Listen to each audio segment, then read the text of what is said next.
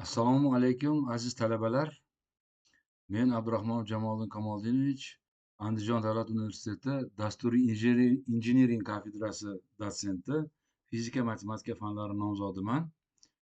Sizlar bilasizlar, ofis ilovalari va VBA degan fan bo'yicha sizni ustozingizman. Hop, mana shu bugungi tajriba darsimiz 15-chi tajriba darsi. Mana shuni videosini sizlarga mana havola qilyapman. Tajriba darsini nomi nima? Word ilovasi uchun modul yaratish va ishlash. Hop, demak, bu oldingi darsni mavzusining davomi, ya'ni oldingi 14-chi tajribani sarlavhasi ham xuddi shunaqa edi. Bu yerda talabalar VBA va Word ilovasi uchun modul yaratishni yanada chuqurroq o'rganadilar. Oldingi darsda oddiy modul yaratishni o'rgangan bo'lsak, bugun murakkabroq modullarni birlashtirish, funksiyalarni chaqirish, hujjatlar bilan dinamik ishlash va Excel Access integratsiyasiga oid ishlar qilib ko'rishingiz joiz bo'ladi. Hop, maqsadimiz VBAda Word uchun modul yaratish, modulli kod tuzish, integratsiya va murakkab vazifalarni avtomatlashtirishni mashq qilishdan iborat. Kerakli vositalar o'sha o'zi Microsoft Word, VBA muhiti. Hop, endi darsda VBA yana har darsda biz takrorlab ketyapmiz ba'zi nuqtalarni. VBAda modul degani nima degani? Bu kod yoziladigan fayl bo'lib, sub va functionlarni o'zida saqlaydi modul. Hop, sub degani bu demak protsedura, function esa nima? Funksiya. Oldingi darsda oddiy modul yaratishni o'rgandik. Bugun kengaytiramiz. Bir nechta modulni bog'lash, public funksiyalar yaratish, Wordni boshqa ilovalar bilan integratsiya qilish. Hop, asosiy tushunchalar, public funksiyalar, boshqa modullardan chaqirish, ya'ni bitta funksiyani boshqa nimadan nima qilish, chaqirish. Integratsiya, Wordni Excel bilan bog'lash, avtomatlashtirish, murakkab vazifalar, masalan, hisobot yaratish kabi vazifalarni bajarish. Va sizlarga bu nimada tajriba darsida ham har galgidek bir qancha topshiriqlar berilyapti. 5 ta topshiriq berilyapti. Birinchisi funksiya bilan matn uzunligini hisoblash. Modul yarating, public function yozing, matn uzunligini qaytarsin va subda ishlatib message boxda ko'rsating deyilyapti. Ya'ni shart nimadan iborat ekan? Shart shundan iborat ekanki, matnni uzunligini hisoblovchi funksiya yozishimiz kerak ekan. Ya'ni matnni uzunligini qaytaruvchi funksiya yozishimiz kerak ekan va uni subdan, ya'ni nimadan? Protseduradan chaqirib ishlatishimiz kerak ekan va ana shu ishlatganimizda matn uzunligini u message boxda nima qilish kerak? Ko'rsatishi kerak bo'lgan topshiriq. Mana shu topshiriqni bajarsanglar, mana shu ishni qilgan bo'lasizlar. Xo'p. Ikkinchi topshiriq hujjatdan ma'lumot o'qish va Excelga o'tkazish. Buni ham mana qilib ko'rishinglar kerak. Worddagi matnni o'qib, Excelga yozadigan sub yaratishingiz joiz bo'ladi. Xo'p, uchinchi topshiriq dinamik formatlash funksiyasi. Public function yozing. Matnni rang va font bilan formatlasin. Subda chaqiring, ya'ni funksiyani subda chaqiring deb aytilyapti. 4-modul jadvaldan ma'lumot olish. Sub yozing. Word jadvalidan ma'lumot o'qib, yig'indisini nima hisoblang deyilyapti. Keyingisi integratsiya va hisobot yaratish. Sub yozing. Wordda hisobot yarating va Exceldan ma'lumot olib qo'shing. Xo'p, demak, bularni sizlar har galgidek dastlab mustaqil yozishga harakat qilasizlar. Keyin bu tajriba darsini pastki qismida, mana bu matnni pastki qismida men mana o'tyapman-ku, yechimlar va kod misollari berilgan. Mana shulardan foydalanib siz o'zingizni tekshirishingiz mumkin. Yozolmagan bo'lsangiz, bu mana shu funksiyalarni o'zini nima qilib ko'rishingiz mumkin, ishlatib ko'rishingiz mumkin. Xo'p, demak, bu yerda hamma narsa berilgan. Sizlar mana to'xtatib ko'rib olishinglar mumkin. Yana undan tashqari men bu matnni sizlarga Telegram kanalga, sizlarga dars o'tayotgan Telegram kanalga tashlab ham qo'yaman. Xo'p, shularni hammasini demak bajarib chiqishinglar joiz bo'ladi. Endi hozir namuna tariqasida men har galgidek mana bu birinchi topshiriqni bajarib ko'rsatib beraman. Amalda qanday bajarilishini ko'rsatib beraman. Har galgidek o'zimizni ana shu papkamizga nima qilaylik, o'taylik. Hop, mana papkaga o'tdik. Hop, bu papkada endi biz nima qilaylik, mana shu papkadan makros yozishga izn beradigan Word fayli yaratib olaylik, birinchi topshiriqni bajarish uchun. Keling, biz hozir mana bu yerda ochamizda. Hop, new deb mana Word fayl ochyapman. Hop, keling biz yozib qo'yaylik, bu nom beraylik bunga tajriba. Tajriba 15 topshiriq topshiriq topshiriq 1 deb yozib qo'ydim. Mana enterni bosdim-da va shu nimaga kiraman endi. Kirib buni boshqatdan saqlab qo'yamiz. Nimaga izn beradigan shaklda saqlab qo'yaylik. Keling, makroslarga izn beradigan save as deymizda. Hop, demak mana buni biz saqlashimiz joiz. Qanday shaklda? Word macro enable document shaklida biz nima qilamiz? Mana shu, ya'ni Word macro enable document formatida saqlab qo'yamiz. Bu formatni nomi mana yulduzcha docm deb yozib qo'yilgan. Yulduzchani o'rnida mana bu faylni nomi keladi, asosiy qismini nomi keladi. Va mana yozib tanladi buni, mana save qilib saqlab qo'ydim. Hop, endi biz mana shu nimaga kirishimiz mumkin. Mana bu yerda o'sha fayl paydo bo'lgan bo'ladi. Demak, hozir biz boshqa papkaga kiryapmiz. Keling, mana bu papkaga kirsak, demak mana bu docm paydo bo'ldi. Mana bu bizga kerak emas. Endi buni keling o'chirib yuboraylik, bizga nima qilmasin. Hop, mana bunga kirdik. Lekin har gal men haligi oddiy faylni o'chirib tashlayapman, uni o'chirish shart ekan deb o'ylab qolmanglar, lekin u turaversa ham bo'ladi. Menda endi haligi keraksiz fayllar ko'payib ketmasin papkada deb o'chiryapman xolos. Hop, endi mana bu nimaga kiraylik, makroga izn beruvchi nimaga o'tdik. Keling, endi men mana bu yerda haligi nimani chiqadigan qilib qo'yay. Mana bu uskunalar paneli va menyu satrini chiqadigan rejimga o'tkazib qo'yyapman. Hop, endi mana buni ham nimasi viewni sal 100% qilib qo'yaylik, kichikroq qilib qo'yaylikda. Hop, endi biz mana shu joydan bizni vazifamiz nima? Keling, vazifaga bir qaytaylikda, qarab qo'yaylik. Bizni topshirig'imiz nimadan iborat edi? Modul yarating deyilyapti. Public function yozing, matn uzunligini qaytarsin va subda ishlatib message boxga ko'rsatish edi bizni vazifamiz. Hop, demak, mana shu joriy dokumentdagi mana bu biz mana tajriba 15 topshiriq 1 degan dokumentimizdagi matnni uzunligini hisoblaydigan demak biz nima yaratmoqchimiz? Modul yaratmoqchimiz. Hop, shuning uchun mana bu yerda aytaylik, men nima qilaman? Bir matn yozib qo'yishim kerak bo'ladi, kichkinaroq. Keling, men masalan aytaylik, o'zimni ismi sharifimni yozib qo'yay. Abdurahmonov hop, Jamoliddin deb turib, keling pastga Kamoldinich deb ismini pastga o'tkazib qo'yay.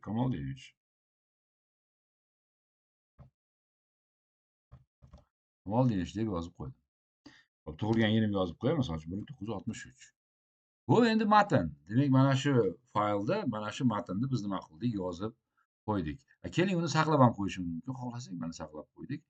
Endi biz haligi modullarni qayerga o'tib yozardik? Developerga kirib, bu yerdan Visual Basic for Application ni tanlaymiz va mana bu muhitga biz kiramiz.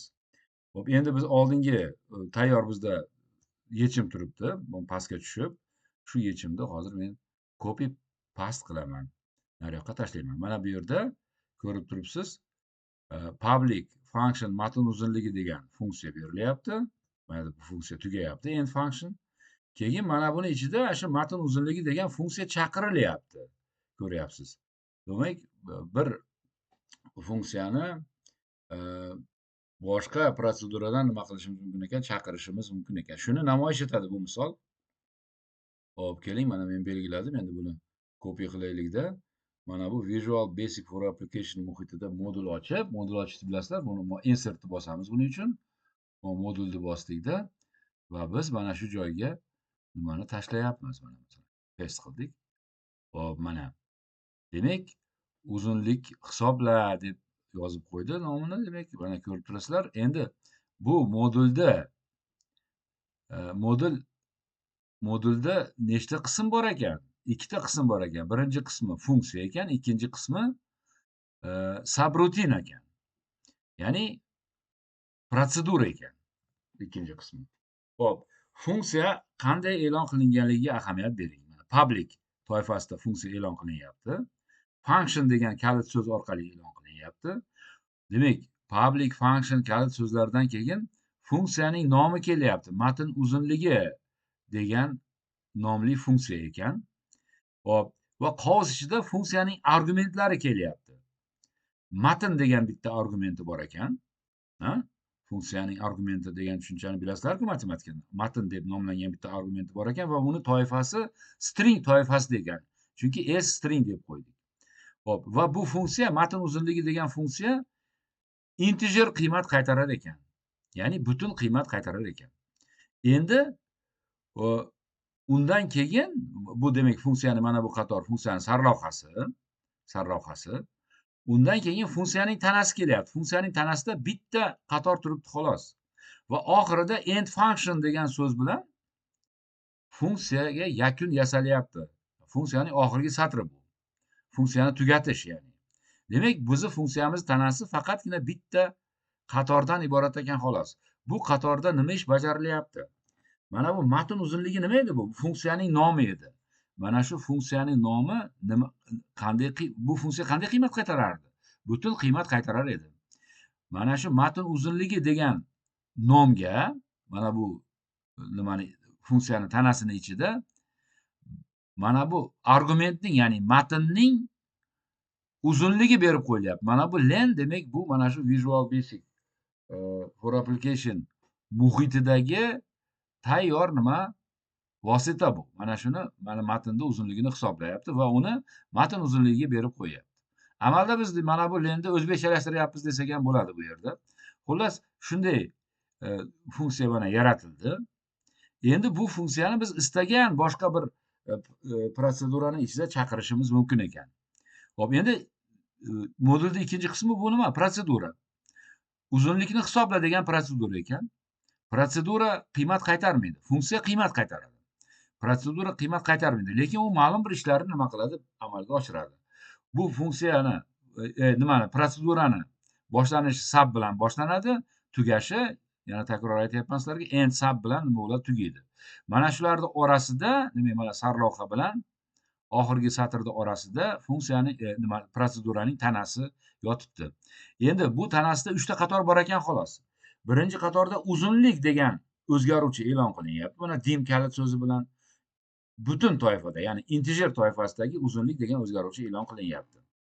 Undan keyin uzunlik degan o'zgaruvchiga qiymat berish kerak. Mana qiymat berilyapti, uzunlik barobar deyilyapti. Qanday qilib qiymat berilyapti? Mana bu matn uzunligi degan tepada yozgan bizning funksiyamiz chaqirilyapti va uni argumentiga nima berilyapti? Aktiv dokumentning, ya'ni biz hozir ishlab turgan hujjatning tarkibining matni berilyapti. Shu tariqa ana shu tarkibdagi matnning uzunligini nima qiladi? Hisoblaydi. Mana bu oldingi funksiya va buni uzunlik degan o'zgaruvchiga qaytarilyapti. Undan keyin message boxda hujjat uzunligi degan satr yozib chiqarilyapti va uzunlikning o'zi yozib ko'rsatilyapti. Mana ko'rdinglar, demak ikkita protseduradan ikkita qismdan iborat bo'lgan bitta funksiya va bitta protsedura iborat bo'lgan bitta modul yaratildi va buni biz hozir mana ishlatib ko'ramiz. Agar biz xatoliklarga yo'l qo'ymagan bo'lsak, bu modul nima qilishi kerak? Ishlashi kerak. Mana biz hozir mana buni bosib ishlatamiz. Bilasizlar, rab sabni bosdik. Xo'p, mana ko'rdingiz, nima deb yozib chiqdi? Hujjat uzunligi hop nima deb yozib chiqibdi? 4758 deb yozib chiqdi. Men OK deb bosib qo'ydim. Hujjat uzunligi. Demak, hujjat uzunligi deb u mana bu joriy hujjatning uzunligini tushunyapti. Chunki biz mana bu joriy hujjat deb mana bu fokus mana shu yoqqa o'tib ketgan edi. Chunki nima uchun? Chunki bu yerda biz mana buni ko'chirayotganda fokusni, ya'ni e'tiborni mana shu hujjatga qaratgan ekanmiz. Ana shu hujjatning uzunligini chiqarib berdi. Xo'p, keling endi biz hozir mana bu nimaga o'taylik-da. Mana bu hujjatni uzunligini nima qilsin? U hisoblasin. Abdurahmon Jamoliddin Kamoldinovich nimasini hisoblasin.